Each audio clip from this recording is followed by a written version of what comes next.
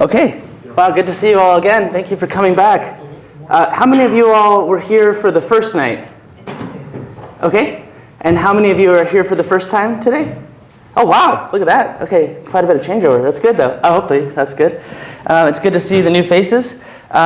In the first lecture, which I'm going to post online soon, we covered the history of machining. So that was kind of like the development of early machine tools at the beginning of the Industrial Revolution.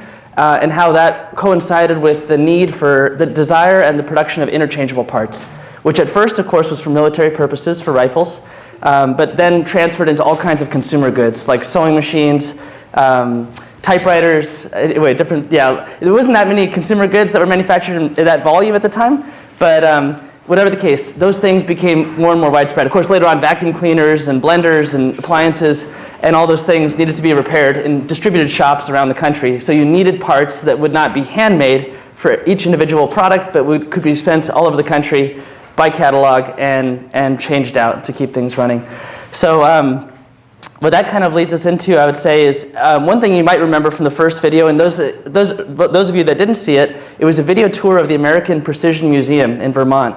And I will post the whole lecture online, including that tour.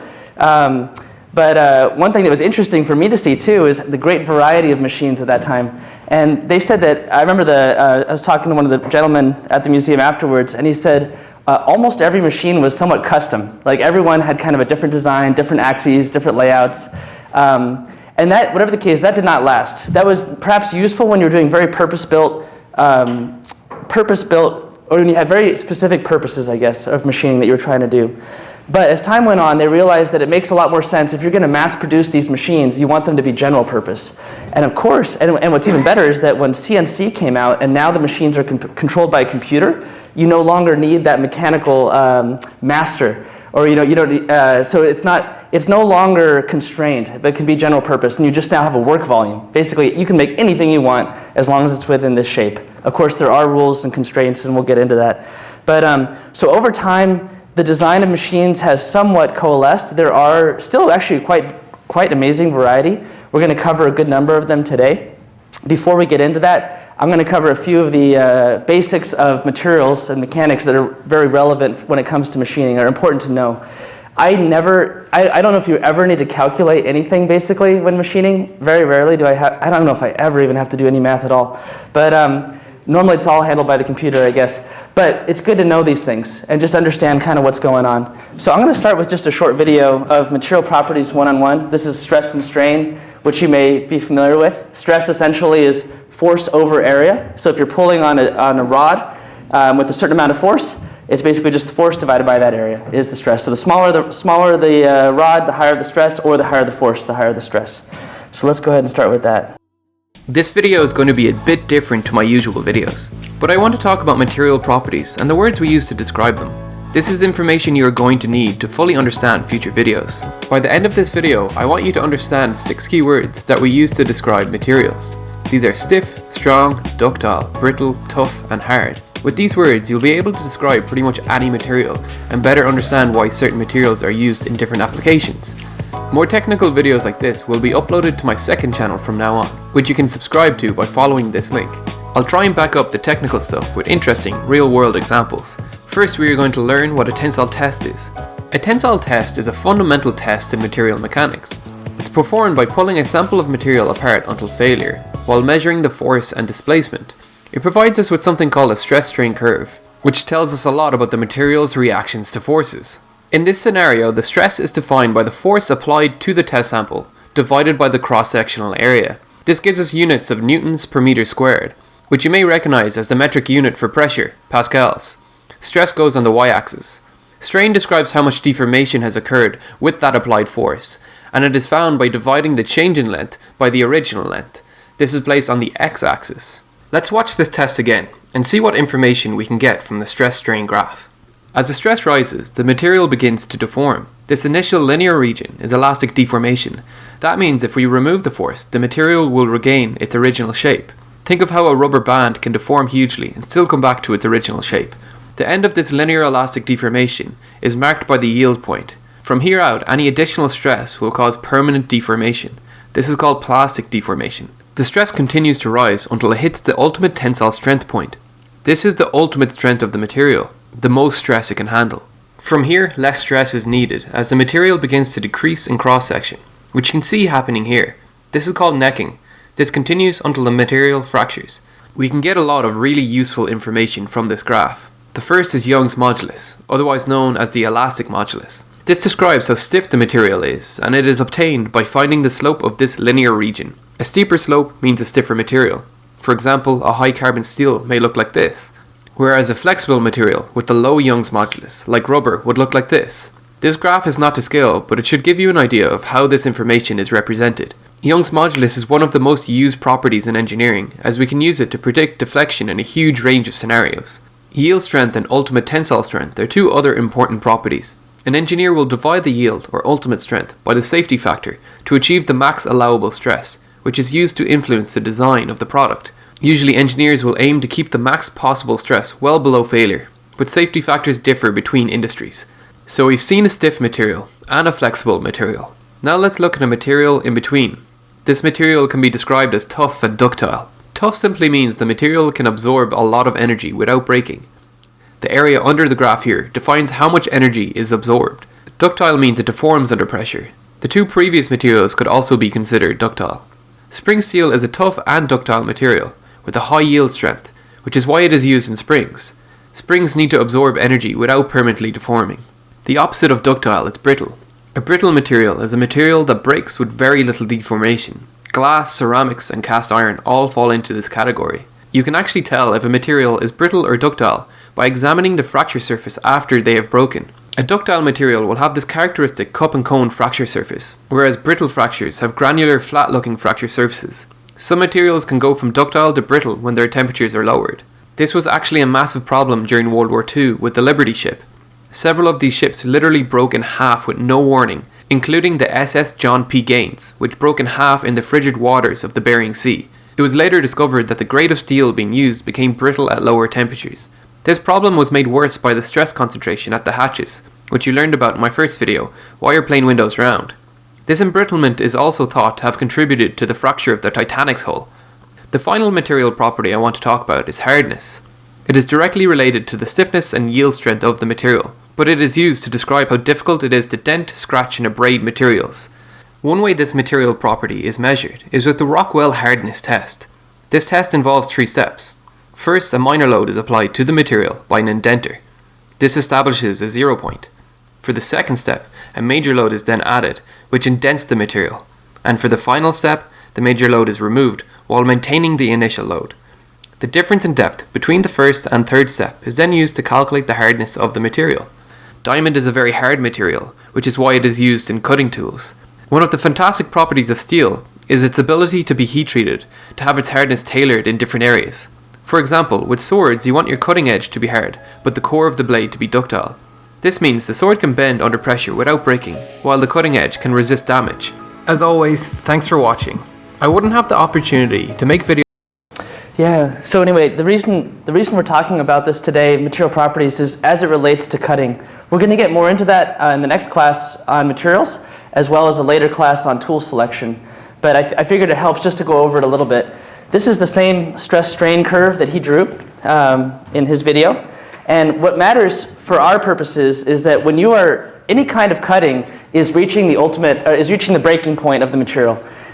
Whether you're cutting paper with scissors or or sawing wood, at the microscopic level, what's happening is that you are reaching that yield point and breaking the material off. And in order to do that, you have to you basically have to apply a certain amount of energy or power into the material, and that's the area under this curve.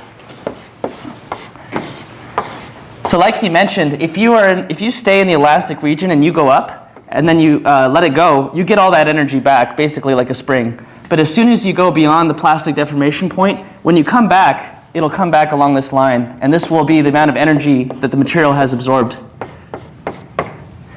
Whereas if you go all the way down here, you'll get the larger amount of area.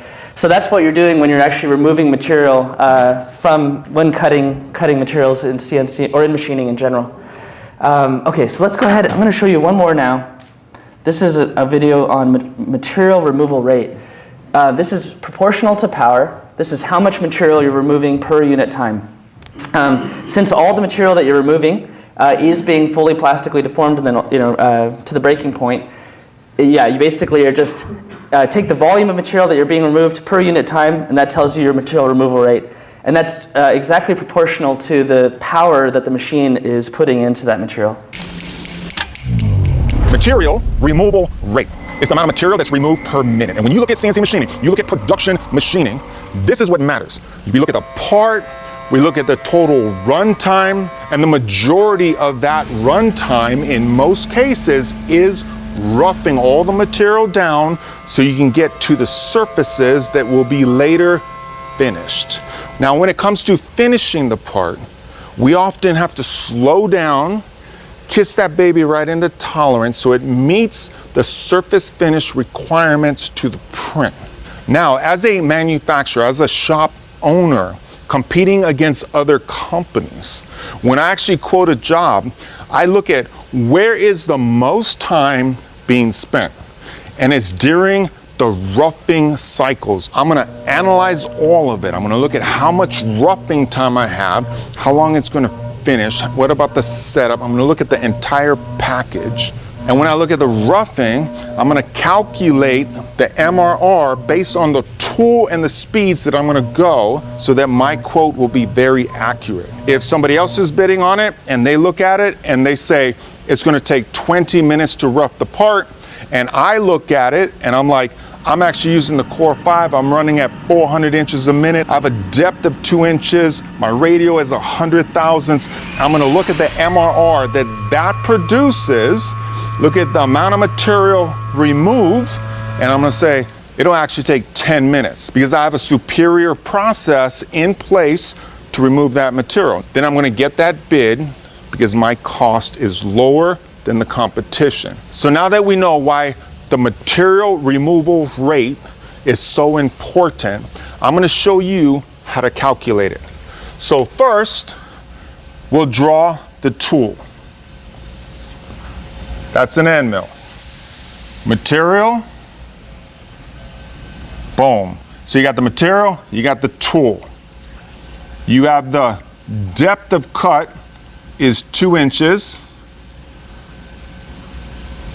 And then you have the width of cut, 0.100, 100 thousandths. So you're 2 inches deep, you're 100 thousandths in.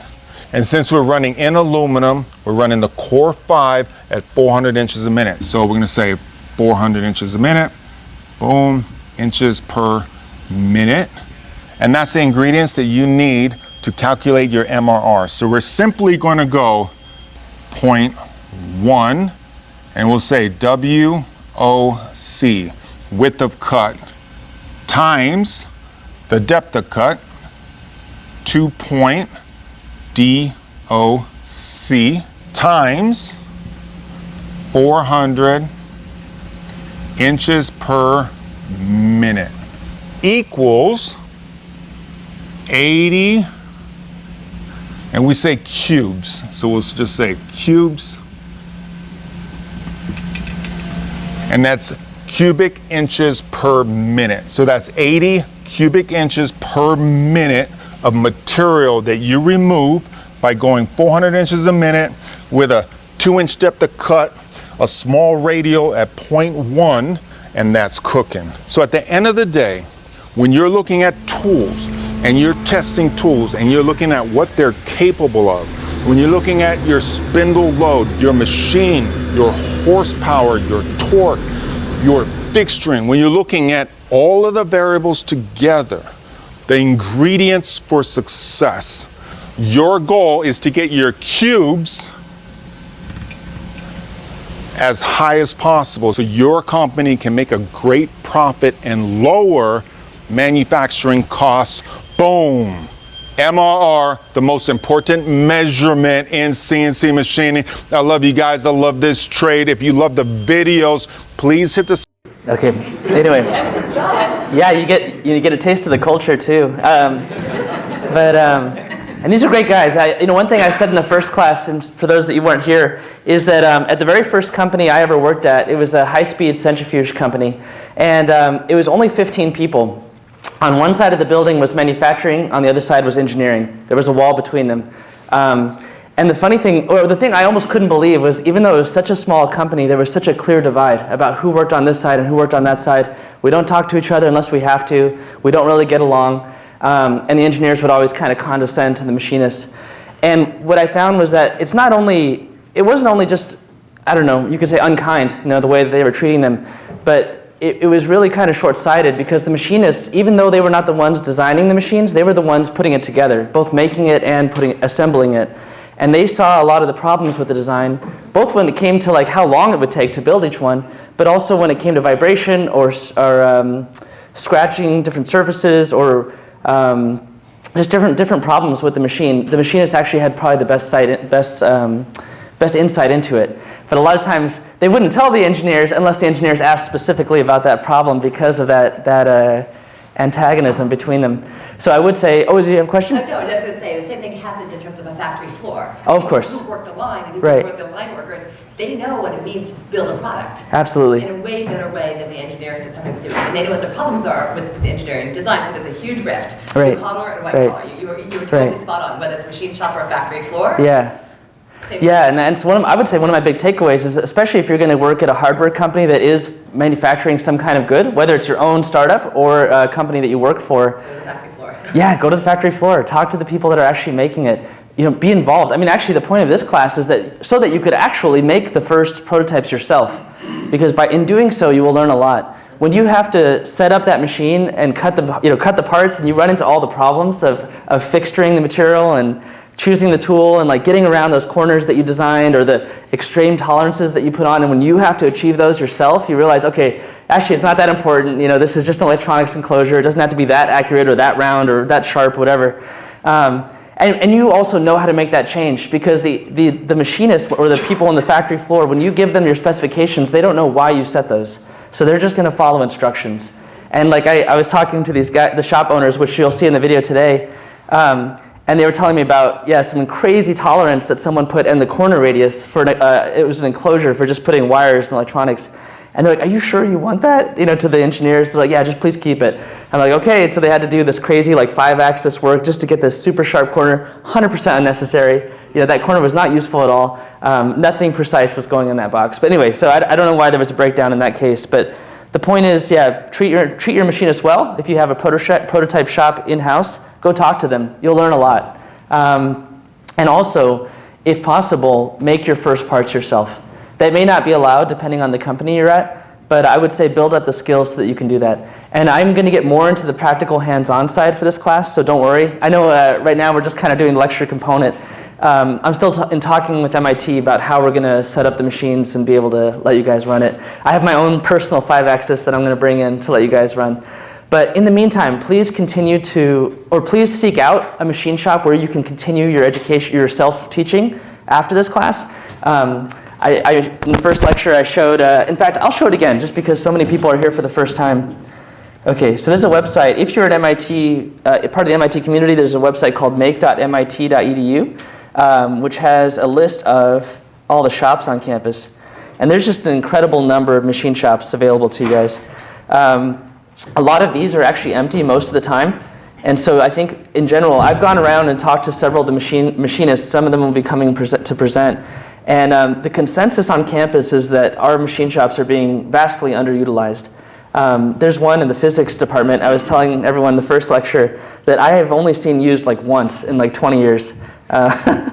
So, and I study next to it. I study next to it all the time. So I've often, I look at it all the time. The lights are off. No one's there. But so I really think that for the most part, the machinists are going to be the technicians on campus are going to be very welcoming to you if you go and seek out help. A few that are open to the entire MIT community. One is Edgerton Shop in Building 6C. Let's see. Yeah, here we go, Edgerton Student Shop. So Mark Bellinger is there. He runs classes regularly that get you certified on all the machines. Another one is the Hobby Shop, which I pointed out as well, I think, in the first class. This one is, they're kind of more woodworking, but they do have metal cutting machines as well. That one does require a subscription service, even for MIT students, but it's worthwhile, and that's over in N51. If you're not part of MIT, I do encourage you to seek out a fabrication space of some kind, like Artisans Asylum, if they're still around. I haven't checked. in Somerville. They are? Okay, good, good. And does anyone know of any other public fabrication spaces that would have metal cutting tools or machining? None close by. None close by, okay. There's one in Lowell. Yeah. And there's one in Nashua, New Hampshire. What's the one in Lowell? It's called Lowell Makes. It's in the base of Western Avenue Studios. Okay, awesome. Okay, so Lowell Makes, and then one in Nashua. That's good to know. And the number of people are watching this class from around the country, so wherever you are, just kind of look for maker spaces or fab spaces or things like that. It's getting much more common. Even some public libraries I've seen now actually have fabrication shops attached to them. So that's an encouraging trend. The only way to learn is by doing. I was going to put a picture up here of the homunculus. I guess you guys have seen that before, right? I'll show you real quick. Hopefully I know. Oh yeah, there it is. Okay. I feel bad. Sorry, I apologize that I didn't. Oops. Oh Lord.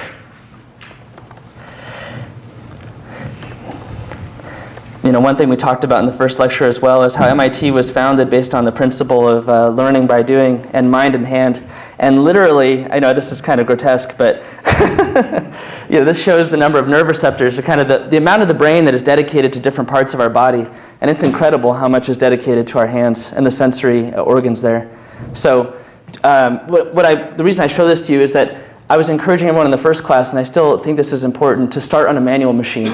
Go on a Bridgeport or a machine like that where you can actually turn the cranks yourself and you feel the resistance, you feel the vibration, and of course you hear it too. Those are really the two big sensors. I mean, of course, vision, hearing, and sensation. Those are the ones you're going to really use to get a feel for when the metal's cutting correctly and when it's not. Okay, so let's go ahead. There's also a space at the Foundry. Okay. There's a thing called the Foundry that is in Cambridge, and I think you're right. Okay. It just jogged my memory. The Cambridge Public Library. I'll just give this to you. Oh, really? Okay. Yeah, So where's the Foundry? I don't know, but it's in Cambridge. It's like walking distance. Oh, okay, awesome. Yeah, so they have I know they have woodworking. I think they might have some metal. Yeah. Yeah. Okay. Yeah, and the other side too is that we've actually gotten to the point where a lot of these machines are inexpensive enough and small enough that you could buy one.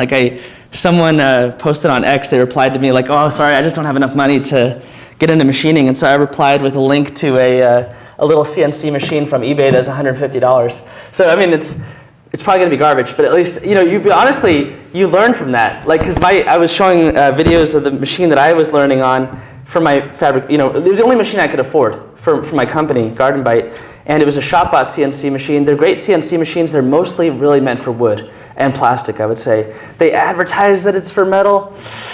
It can, but it's not very good. But the good thing, my friend that was the head of prototyping for Neuralink told me that it's actually good to learn on a bad machine because you're forced to you have to get to a super narrow sweet spot to get that machine to work. Whereas if you're on a really powerful, super stiff, amazing machine, you have so much leeway. You can you can do almost anything and it'll just work. The machine covers a lot of your mistakes. But okay, let me go ahead and turn this off. So I think I have, let's see, I'm just checking time here, 6:30, okay. I think there was one other video I wanted to show, but maybe, I think I'm going to wait on that, actually. Oh yeah, here we go. Perfect seat. Well, okay, let's play this. I'm going to see, we'll see if this is useful for our talk today. I think this will still be helpful to get a little taste for what's coming. Oh, you know what? No, sorry. Before that, apologies, types of machines. All right, here we go. This is what we want to watch.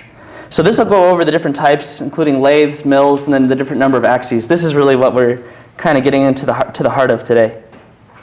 Why is it important to have a good understanding of types of sorry. machines? Apologies. I was testing all these videos ahead of time and just trying to make sure they made sense. All right, let's go.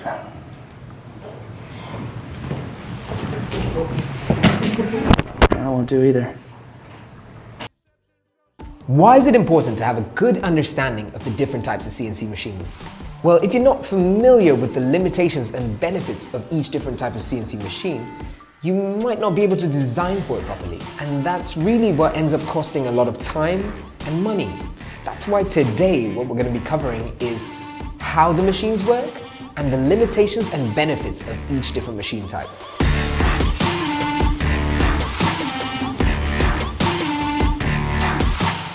Hi, my name is Nico and welcome back to another episode in our series, What is CNC Machining? In the last episode, we briefly touched upon the different types of machines, But today we're going to dive into more detail as promised.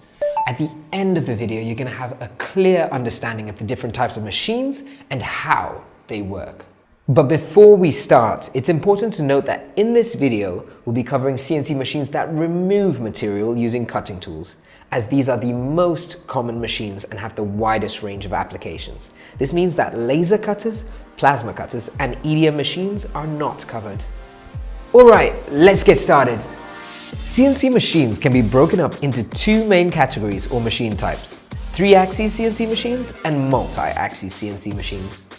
3-axis machines are CNC milling or CNC turning machines, also known as lathes.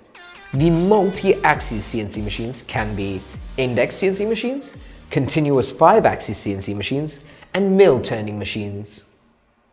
Let's start with 3-axis CNC machines.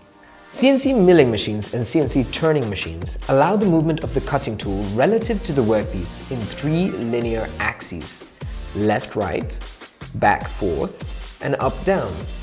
However, it's good to note that lathes sometimes miss one or more of those combinations. 3-axis CNC milling machines are very common because they can produce most standard geometries. Because they're easier to program and operate, they lead to a relatively low machining startup cost. During CNC milling, the workpiece is held stationary directly on the machine bed or in a vise.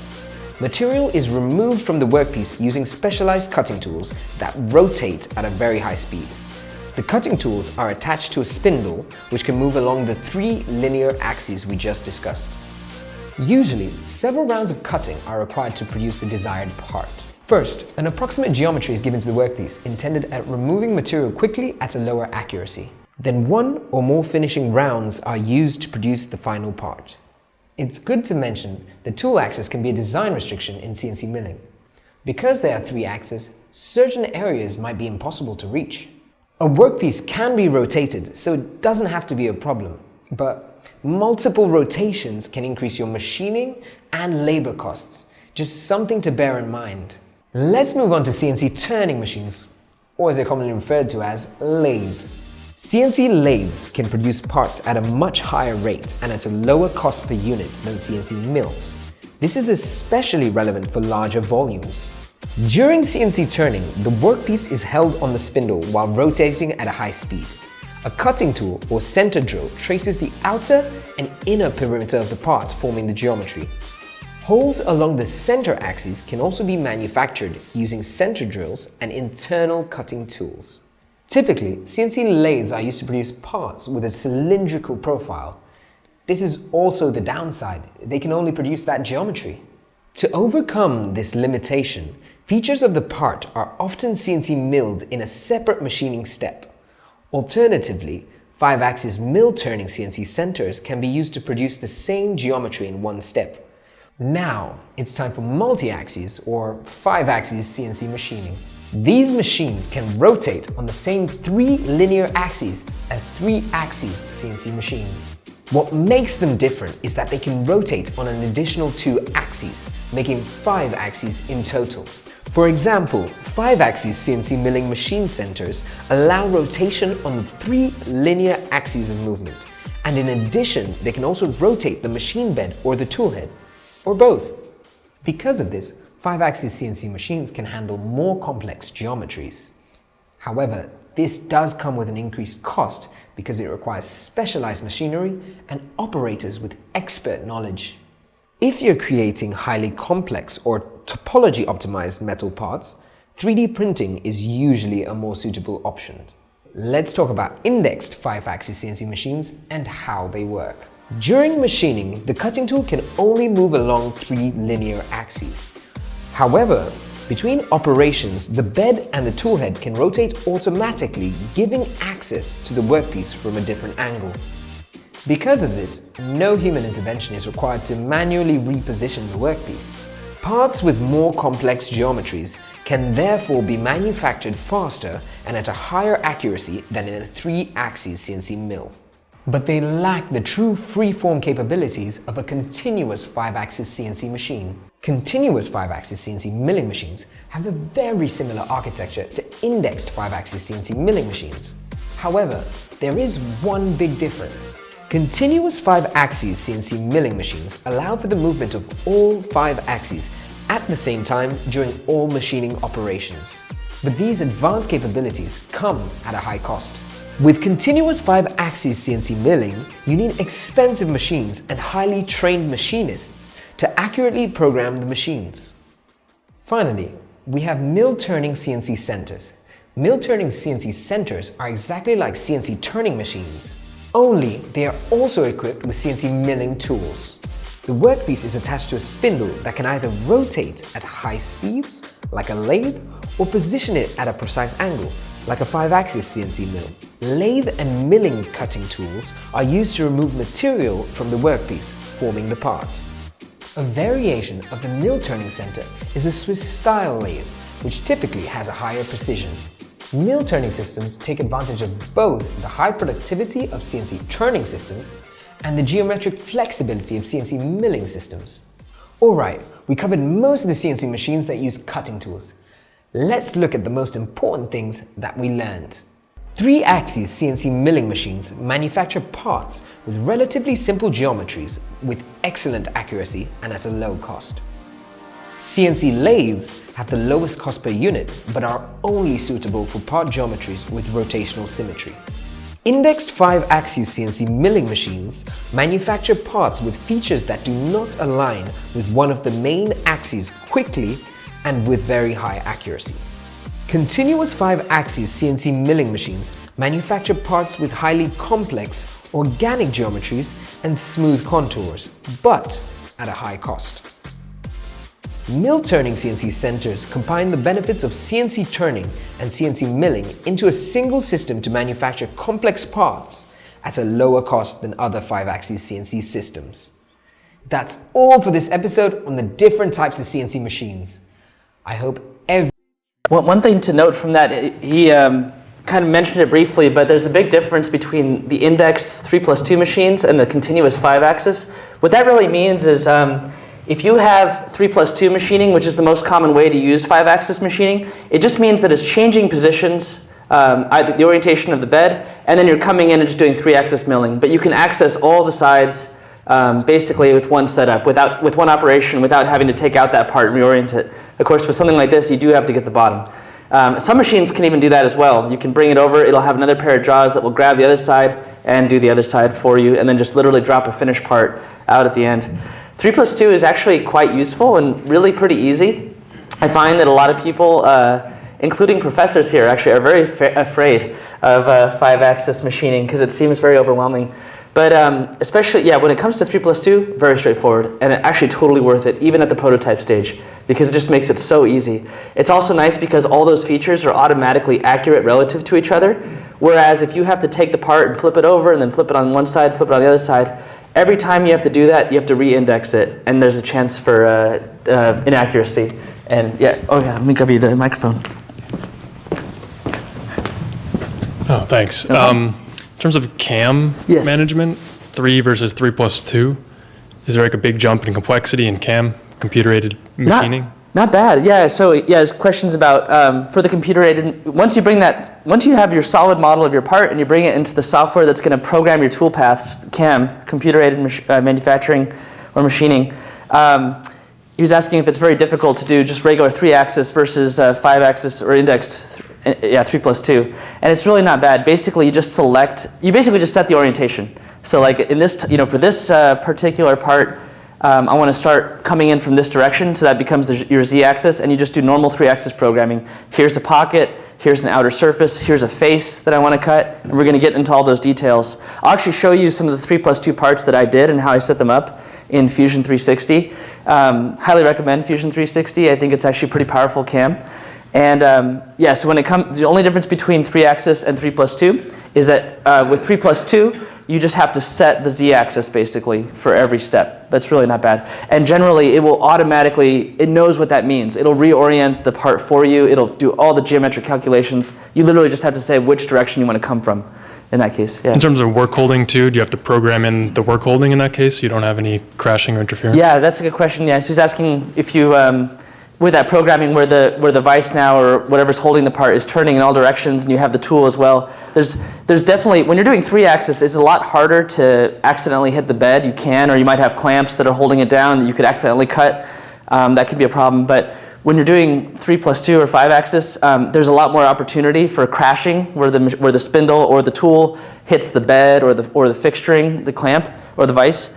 So yeah, oftentimes what you want to do is in your simulation, you will add a little bit more detail. You might add part of the bed or just the vise, or not only the tool itself, the end mill, but the tool holder that goes around it. We're about to see that actually in one of the machining videos. Oh yeah, go ahead, Dave. Yeah. Nowadays though, if you create the solid, yeah. Does the software then say you should use a 5-axis or 3-axis? Like, does it? No. It really doesn't? Like, No. say, based on this I mean, that seems, Yeah. I mean, it's a software problem, but like, be able to say, given this geometry, I would recommend these things with these work holds, like. Yeah, it's amazing. Yeah, it's almost. Wait, seriously? I'm shocked that like it is, the software right doesn't do now that. it's 100% up to you to figure out how to make it. 100%, basically. There's wait. not. It won't even do a little bit automatically. I think that's going to change. A lot of companies now are using AI not only to do CAD, where you can just describe something, like I want a plate this big, that's this thick, and it makes the model, but they're also using it for CAM. So I think that will come, but at least right now, Right now, that they're not software that, I mean, I'm just shocked that there's not software that like looks at, AI. That's true. Looks at a bunch of data about how people actually have, Yeah. with these parts use this machine, these parts, I mean, this is just a library. You could probably, I wouldn't be surprised if you could take a screenshot of your 3D model and put it into ChatGPT and say, like, how would you machine this? It might actually have some insight.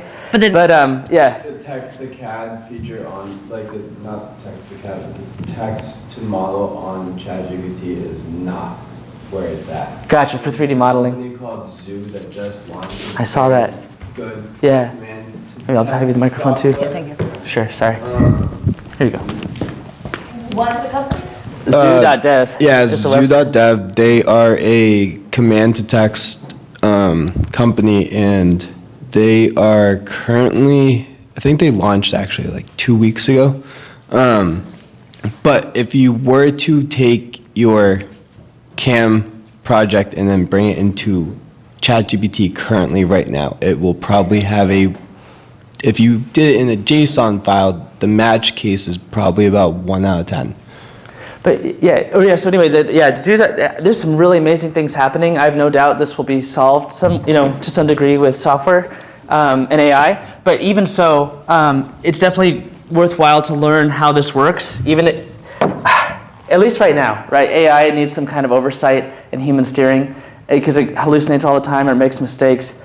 And especially in something like machining, where it's controlling a $500,000 machine, it's like, that's pretty serious. You could destroy the machine. You could recommend something, and then you could run a simulation and say, "Oh, you're totally wrong. You Yes, hallucinated." that's true. At Yeah, least yeah. you could say, "Try these following 5 different options." Yeah, I don't think there's any that do that. You pretty much have to. Wow. Yeah, there's kind of a normal workflow, which we'll get into when we do the CAM, of kind of like you start with stock, which is just a piece of metal, often a block or a cylinder, and then you kind of know where the beginning surfaces of your part.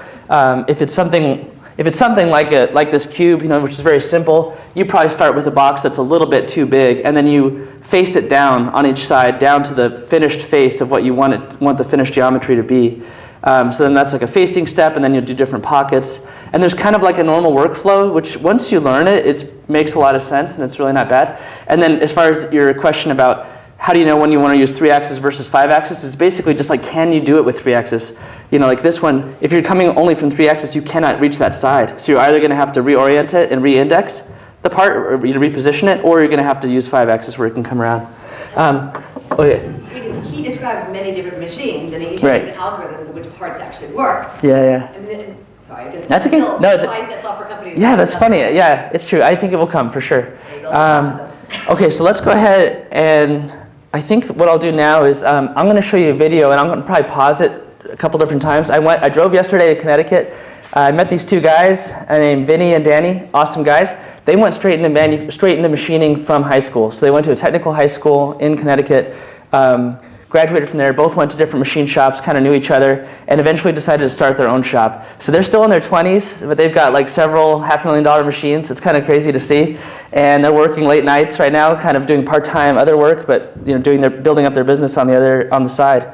Very impressive. So I'm going to pause this at different points, and if you have a question, during it, let me know.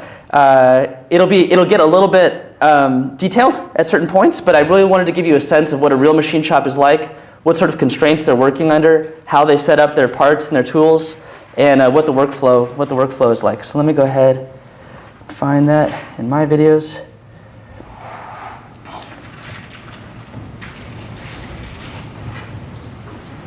All right, here we go.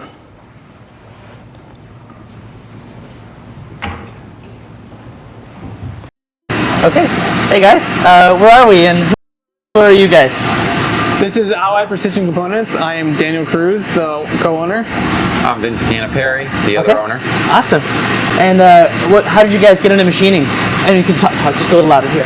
So I went to a tech school a couple times over in Milford, Connecticut. Okay. I went there for plumbing and electrical. I ended up falling into manufacturing, and from there it just kind of grew right out of high school, right into the industry, and I've been here ever since. Awesome. And I'm kind of the same thing. Yeah. I went to the same tech school, fell into machining, and here we are. Okay, cool. And you guys worked at other shops first, right? Before you started your own? Yeah, so right out of high school, I worked at a machine shop for a long time. And then my next place is where I met Dan, and awesome.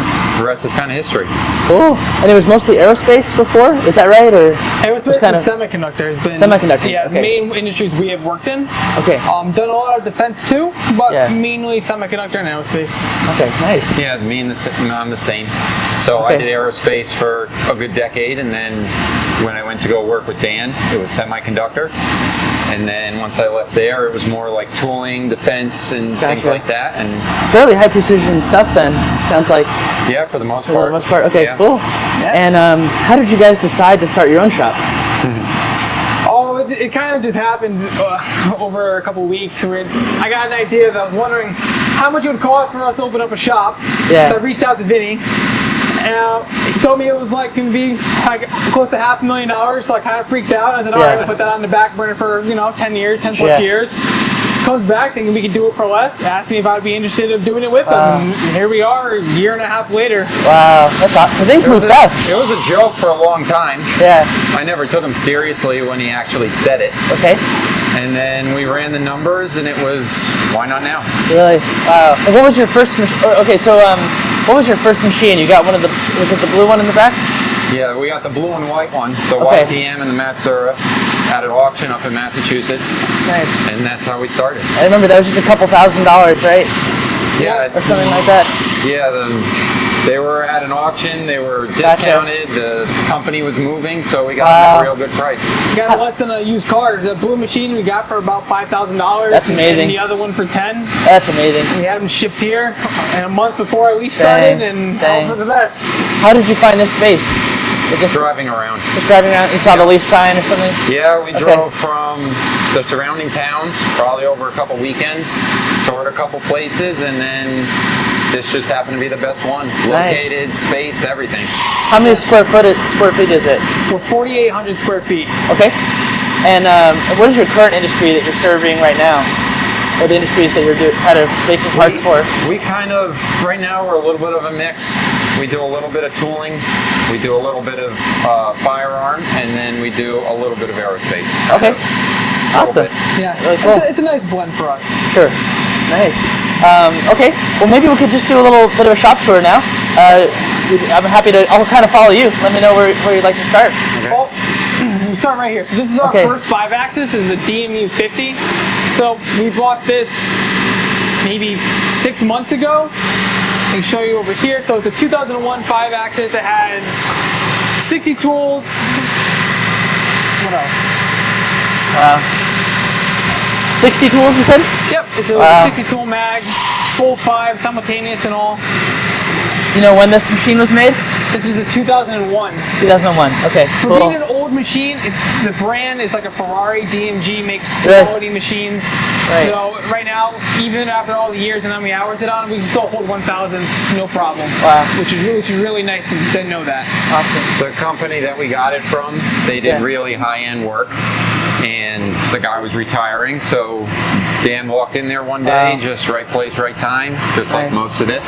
Awesome. And he wanted to sell it. He had 3 machines left, and this was the first one we got from him. Perfect. That's awesome. Oh.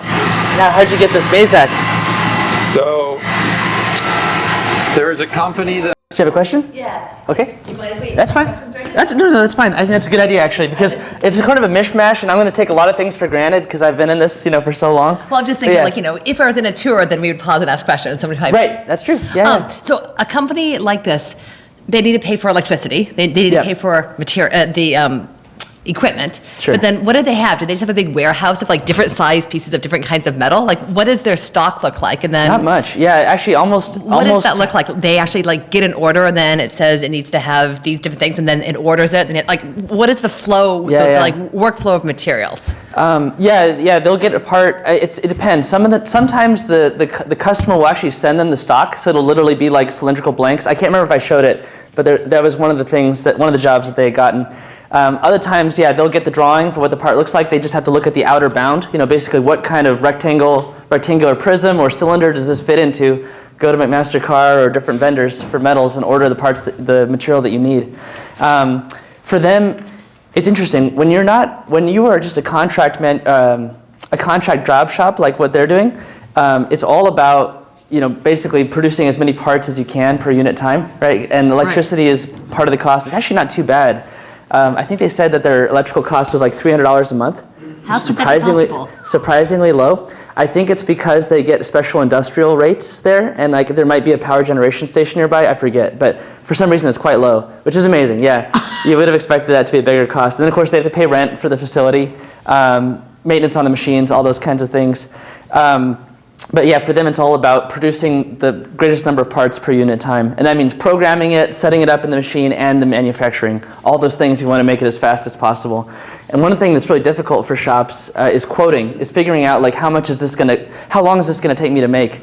And that's kind of what the guy in the Titans of CNC video was talking about with material removal rate. He's just getting a rough estimate of how long will it take me to make this on my machine.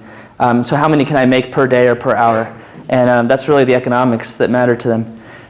Okay, so yeah, it's okay. I'll continue. Okay. And the stock, is it pretty easy to get stock? Yes. You don't Amazon a big piece of metals. How do they get? It depends. Yeah. So when I was from overseas, is there a big warehouse? When I was doing my metal parts for Garden Bite, I went to a local aluminum place. I think I can't remember the name. Maybe Pierce Aluminum. And I literally just got a pallet of aluminum, and they loaded it into my RAV4. It didn't quite fit directly, so I had to rearrange it. But yeah, my RAV4, the suspension permanently got deformed actually. So so much metal in my car. But yeah, good question. And anyone else actually have any questions at this point? Okay, let's continue. But yeah, feel free to stop me again.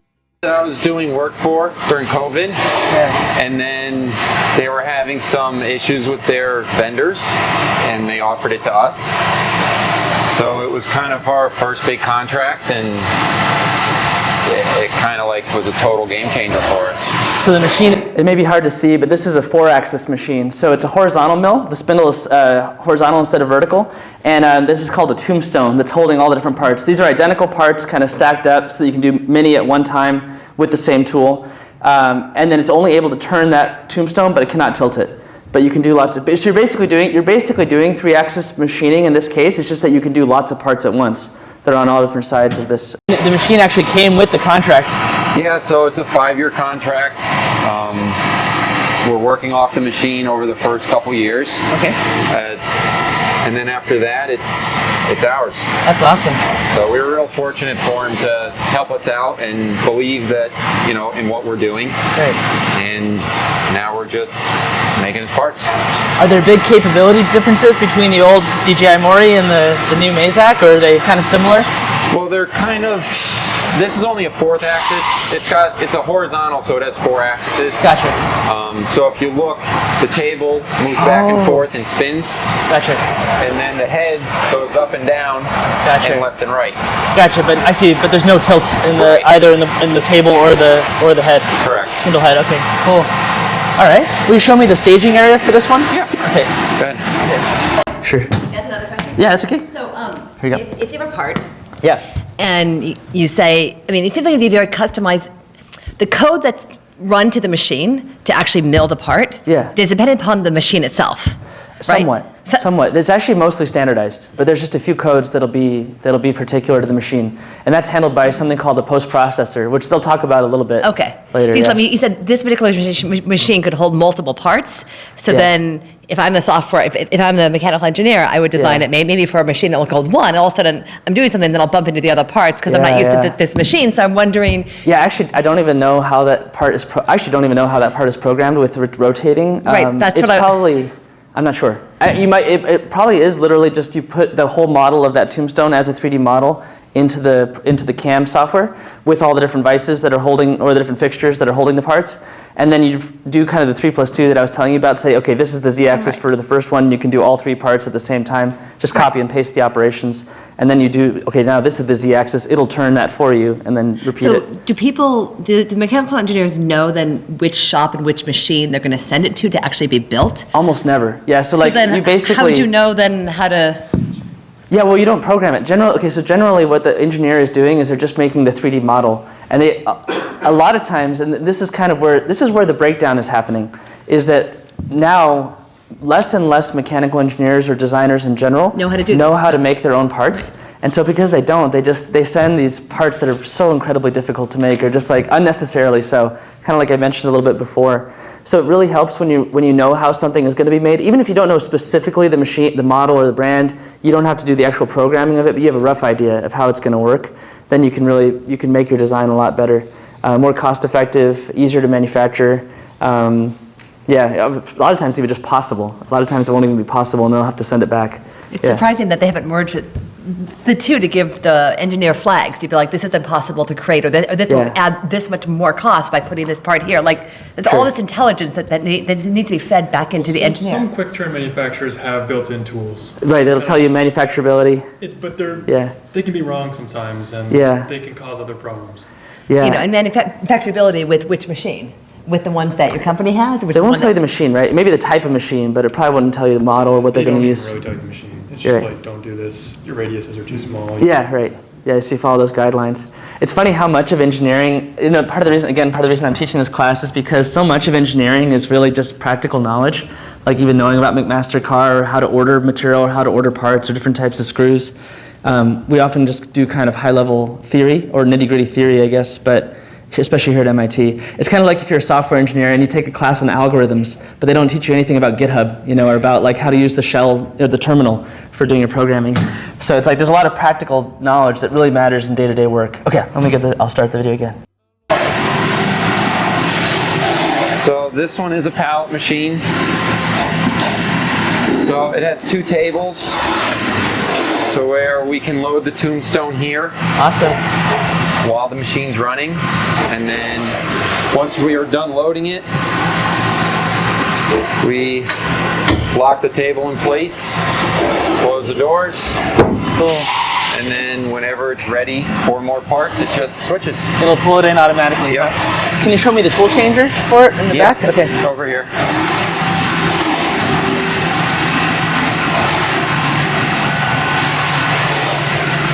So if you look through here, I don't know how well you can see it. Oh wow, yeah. Let me get my hand to block the light a little bit. To the right, that's the actual mechanism. Wow. So you just saw it. Oh yeah, there it goes. Cool. Dang. Let me come through. And then this is 120 tools. Beautiful. Wow.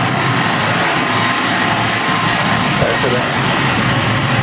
I see, and it's on I forget, do you call this a belt instead of a turret, or or instead of a magazine? It's a belt magazine. Belt magazine, okay. I forgot exactly the technical name for it. Yeah. Wow.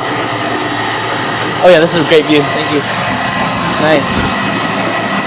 Be careful. They won't move while you're in there. Oh, okay. Nice. Beautiful. So all those 50 tools are just for that one job.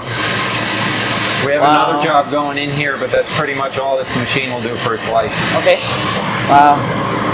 How long do machine tools generally last? Depends on what you're cutting. Okay. and how you're using the tool. We're having really good luck with this material. I think it's what, 416 stainless. Yes. So it's very soft. Okay. It's and for being a casting, a lot of the tools will last maybe 400 or 500 parts, Gotcha. which is significant for our tool life. Yeah. But it's also being conscious of how you use the tool and the type of coolant and everything else. It all Gotcha. comes into play. What fails first as far as the machine is concerned? Is it like spindle bearings, or is it like? Again, it all depends. So Okay, gotcha. if we were doing really heavy machining, it could be the spindle. If we do really light machining, maybe it's the bearings on the ways. On the ways, okay. Those are kind of the two big ones. Yeah. Okay. And I guess you probably could fix those things too. Oh, yeah, absolutely. Okay, gotcha. Yeah. Okay, cool. And Well, neat. Oh, sorry. What? Did you say something else? No, no. Okay, yeah. I'm happy to. You want to show you these guys? So these are our first two machines we bought. Okay. So these first two machines we bought, this is our Maxura. This is the one that cost us about $5,000. Okay. And then this is our YCM.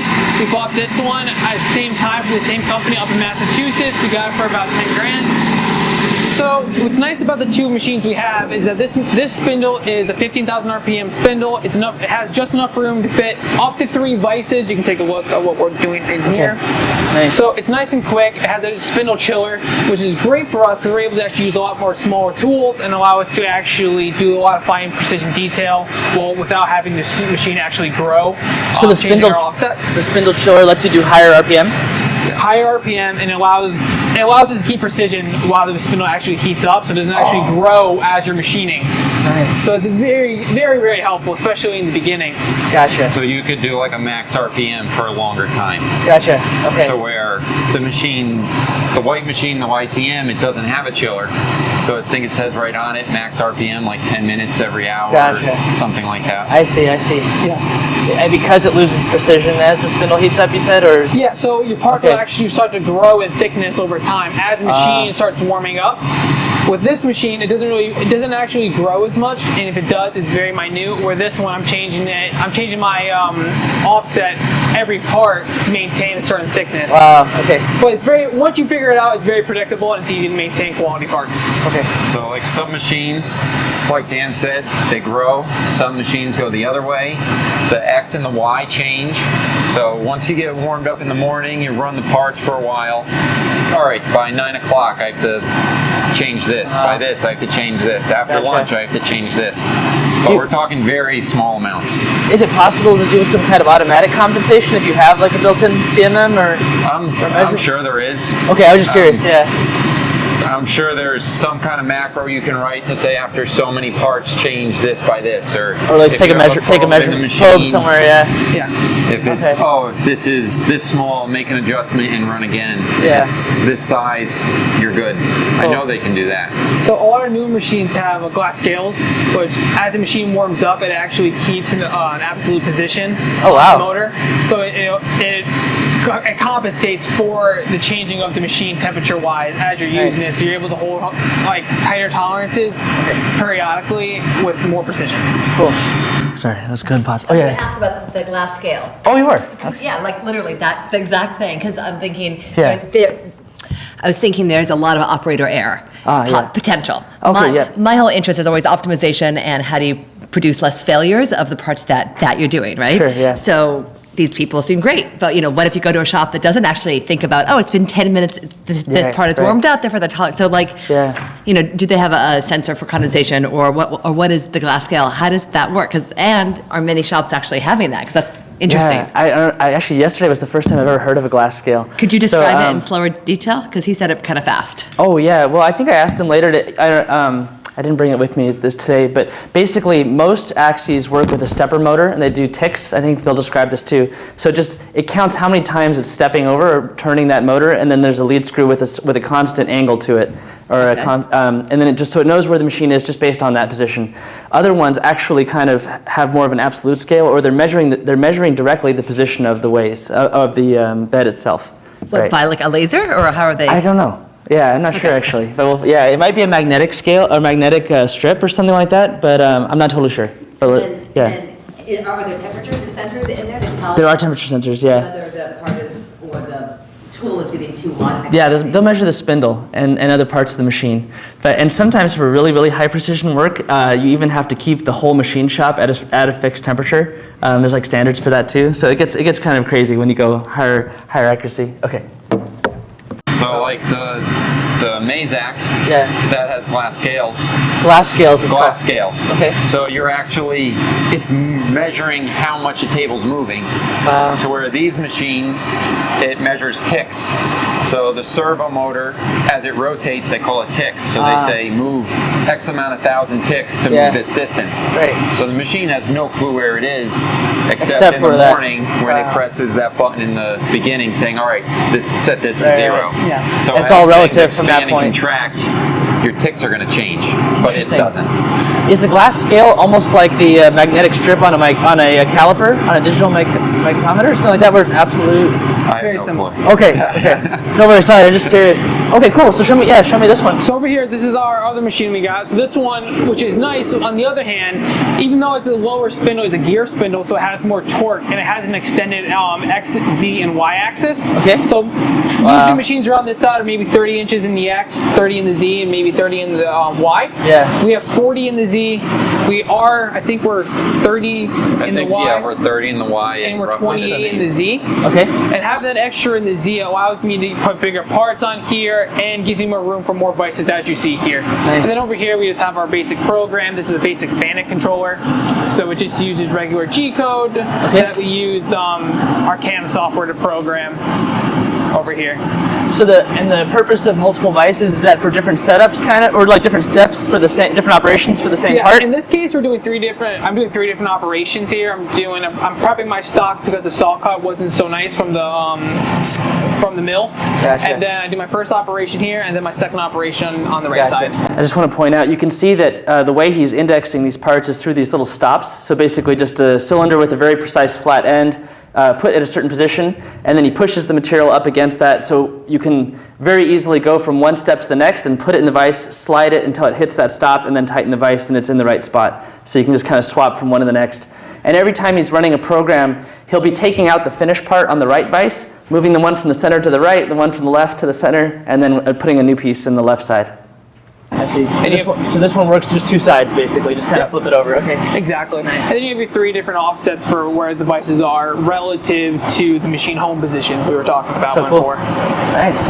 And that was kind of a little bit of a hurdle for us because we just so happen to buy all the machines with different controllers on them. Oh yeah. So we were both familiar with this controller. I was familiar with this controller. We bought another machine with a different controller. So we have, 6 machines in here right now, and we have 4 different controllers. Yeah, different year of controllers. Yeah. Oh man. Okay, so you have to memorize so many different little nuances. Exactly. They're similar, but not the same. Gotcha. That's tricky. So, do you feel like it takes a little moment to remember how to do something? Each one? If we're not on a machine for a little while. Yeah. Okay. Cool. Yeah. So which machine did you get after these ones then? Or or when did you get that? That's the most recent one? Is that right? The one to the right is the most recent. Okay. Cool. Oh, and now remind me what you're doing on your lathe. So the lathe was actually the next machine. So after we bought these 2 machines, we bought the lathe. We had a lot of customers reaching out to us asking us for lathe parts. So we found one that was in our budget, and we had it shipped up here from Florida. She's a little used, but she holds tolerances really well, which is really nice for us. And right now we have a job going on in here. So cool. Yeah, when it first came in, it was a little rougher than what the pictures were. Oh, really? So we just took a chance. We bought it through pictures. We didn't see it turn on or move. So total chance, but that's kind of what our budget was.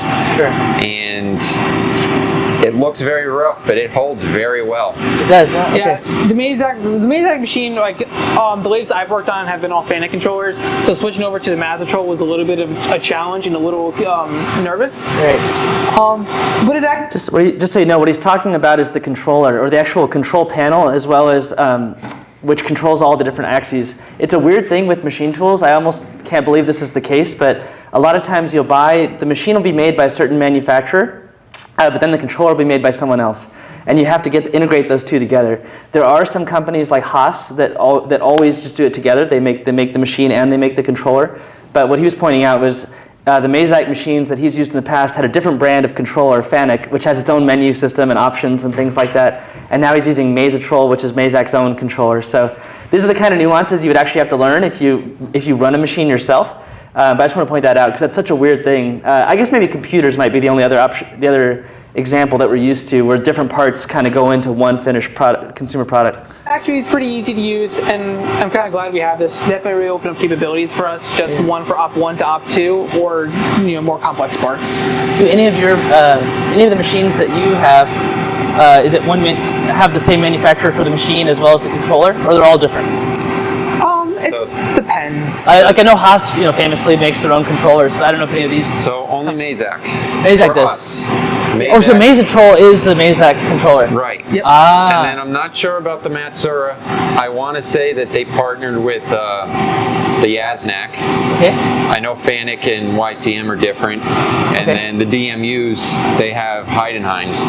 They have what? Heidenheims, Heidenheims, which is a another one. different brand. So I think the Mazak, I think they have their own software. Oh, nice. Yeah. It runs Windows in the background, so it boots up Windows, really? and then it pulls in the Mazatrol, and then from there you're able to start doing everything you normally do. Cool, that's awesome. But I'm sorry. One thing that was really fortunate with this machine is that it came with a lot of tooling.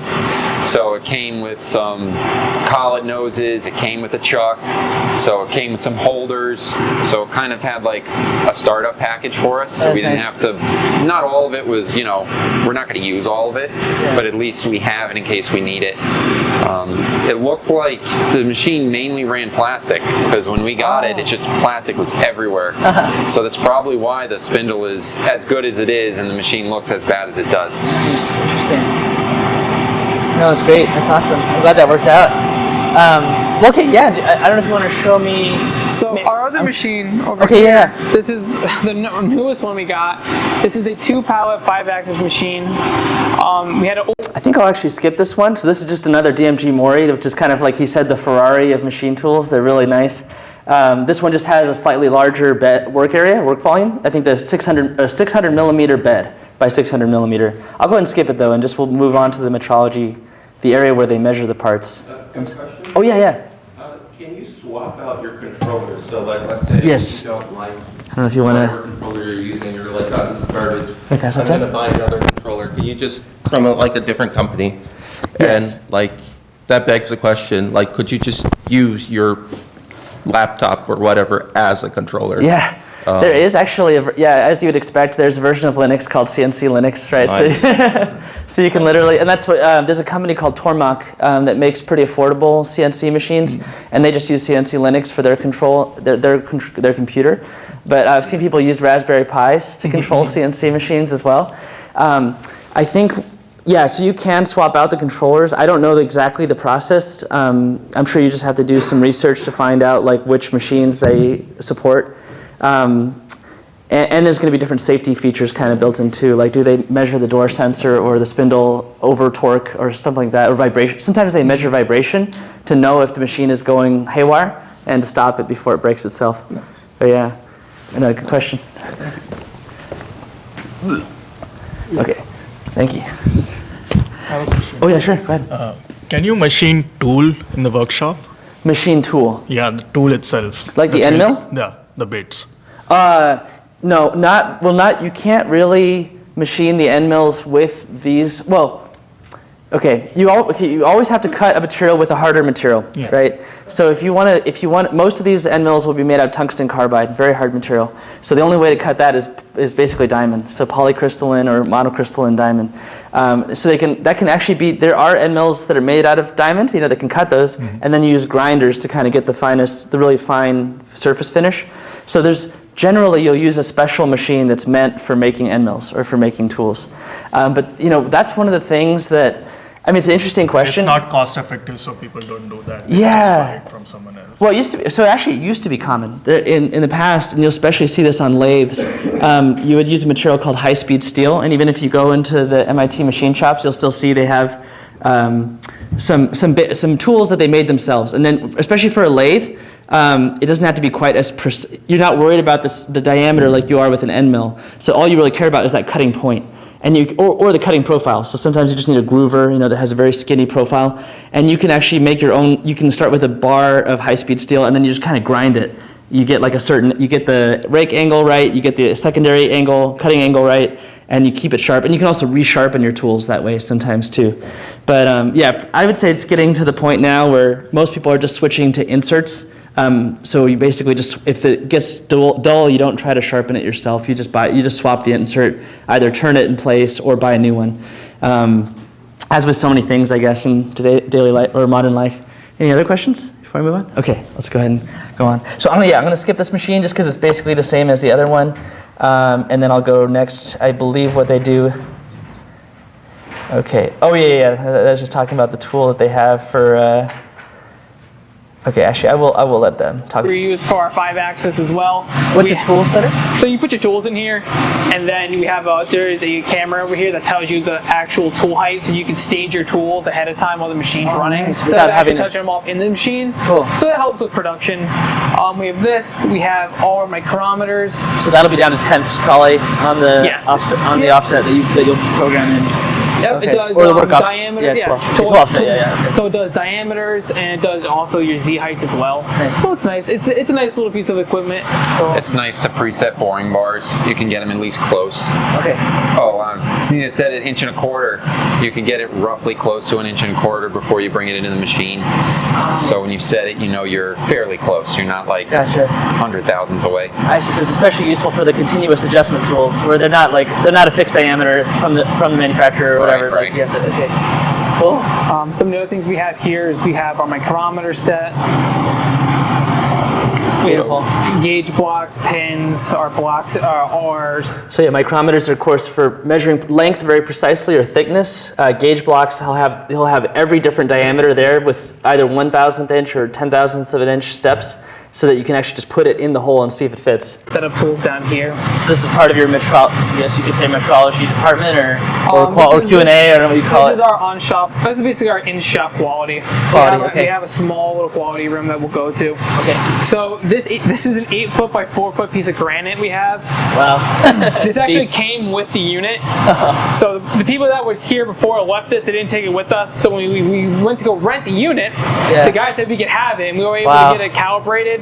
So this is flat within like 30 millionths. Oh my goodness! Across the whole surface. The guy who came to calibrate it had a field day with this, and he was like, "I made this lab quality for you," because he just wanted to. Because he was like, "This is a really nice piece of granite. I'm going to make it nice."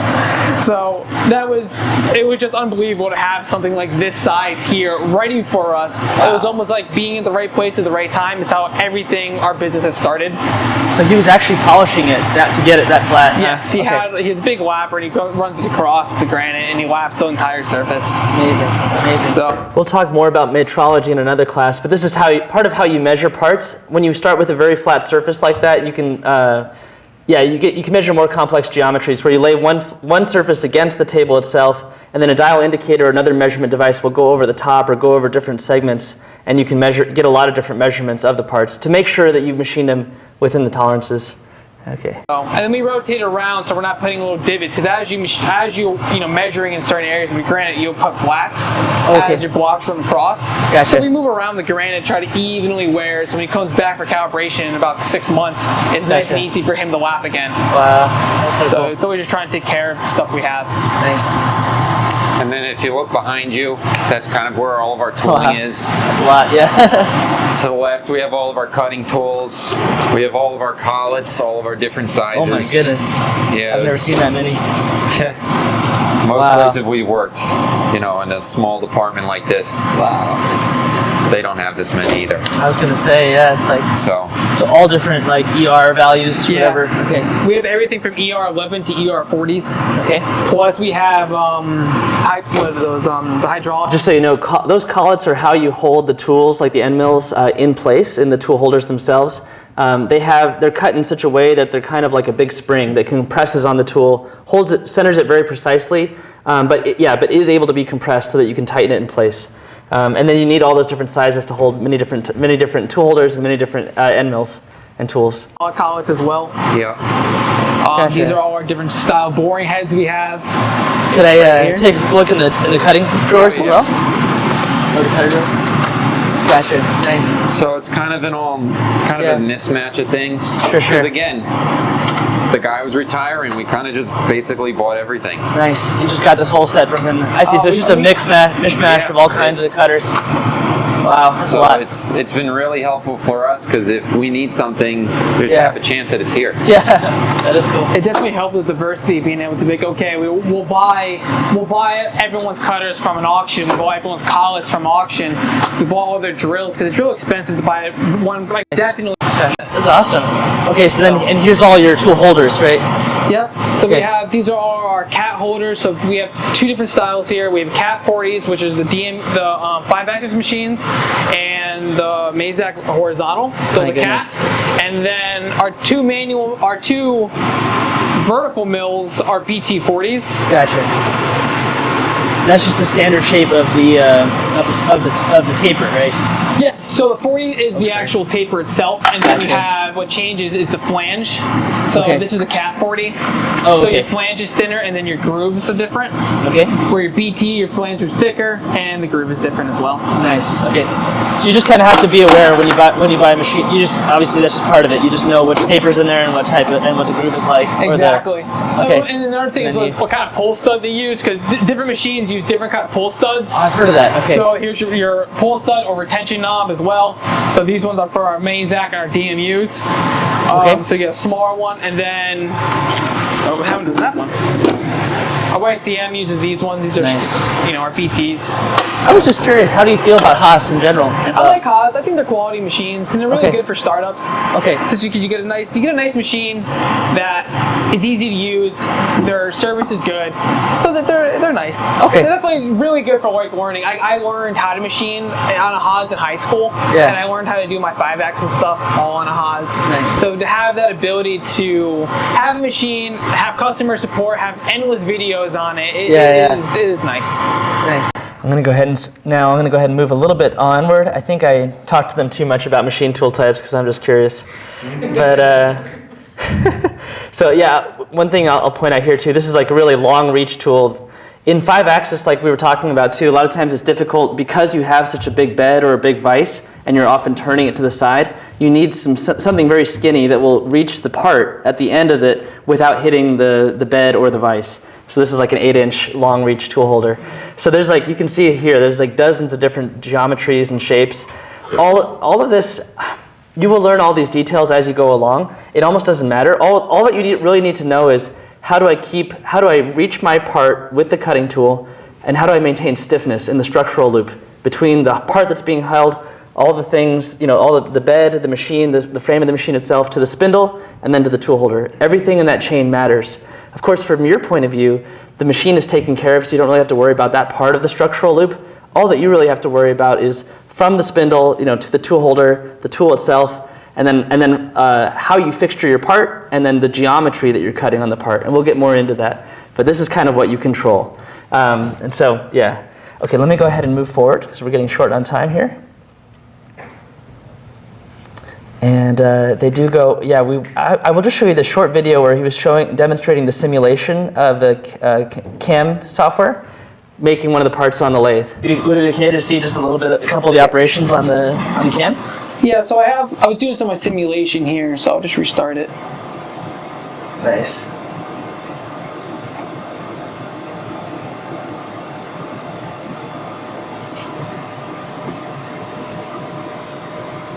So we're going through some basic things here. So we face the outside and we turn the outside here. I did an insert drill to drill through, and this is a boring operation here. Okay. So this is just rough boring this. Okay. And then it's going to go into a finish bore.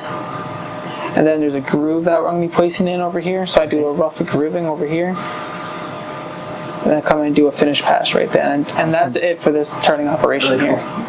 We're going to go over this in our CAM class, and I'll send you some more materials. One thing I'm going to put together is actually a lot of like continuing education stuff so that you can do more after this class, hopefully in between as well, in between the classes. But I'm kind of building the plane as I fly it.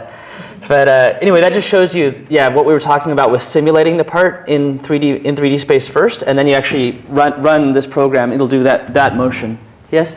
Oh, let me grab you this. Sorry. Okay. For like a milling machine, or for like any machine that you're cutting on, you vibrations are unavoidable. Right. Especially like high frequency vibrations. Yes.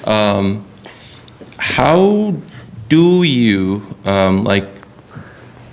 dampen like all of those, like as much of the vibrations as you can? Like let's say for your machine just starts vibrating more and more as you use it. Is there a way to like actually fix that or tune that down? Generally, your only option for getting rid of vibration is either stiffening that structural loop. So generally, you're getting vibration because something's too loose, and so it's able to kind of flex. And then and so you just have to stiffen it, and which pushes the natural frequency higher, right? And then hopefully you're not exciting that natural frequency. The machine itself will have some amount of damping built in, just in the material that it's made out of. Oftentimes, it's some sort of cast iron, I believe, that's impregnated with other materials to dampen, to kind of absorb that energy, and it just heats up the frame. We don't have that many options for damping, really. It's more about, just stiffening, I would say.